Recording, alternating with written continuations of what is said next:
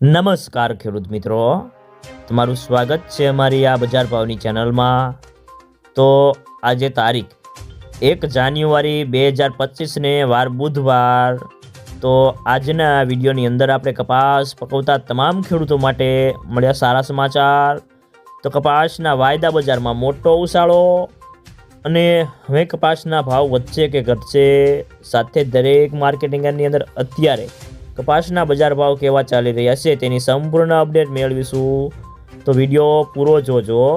અને કપાસની બજારમાં ભાવ સ્થિર રહ્યા હતા અને ખાસ કોઈ મોટી મૂવમેન્ટ થાય તેવા સંજોગો નથી। અને કપાસમાં ઊંચા ભાવથી જીનોને પેરેટ ન હોવાથી ખરીદી ઘટી જાય તેને પગલે ભાવ વધવા અટક્યા છે અને કપાસની વેચવાલી પણ અત્યારે મર્યાદિત જોવા મળી રહી છે અને ખેડૂતો હજી જરૂરિયાત મુજબ જ કપાસ બજારમાં ઠલવે છે અને બાકી સરકારમાં વેચાણ કરવા મૂડમાં છે। અને ખાસ કરીને રોની બજારમાં સતત બીજા દિવસે ખાંડીએ 100 રૂપિયાનો સુધારો જોવા મળ્યો હતો અને રોની બજારમાં આગામી દિવસોમાં વેચવાલી કેવી આવે છે તેના ઉપર આગળની બજારનો આધાર રહેલો છે।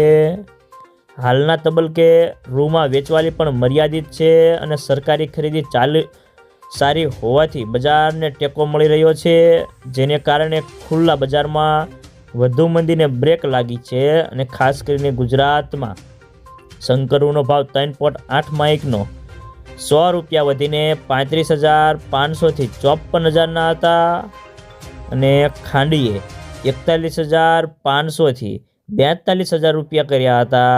તો મિત્રો ચાલો જાણી લે કે દરેક માર્કેટિંગ યાર્ડની અંદર અત્યારે કપાસના બજાર ભાવ કેવા ચાલી રહ્યા છે તે જે 20 કિલોગ્રામ દીઠ આપેલ છે।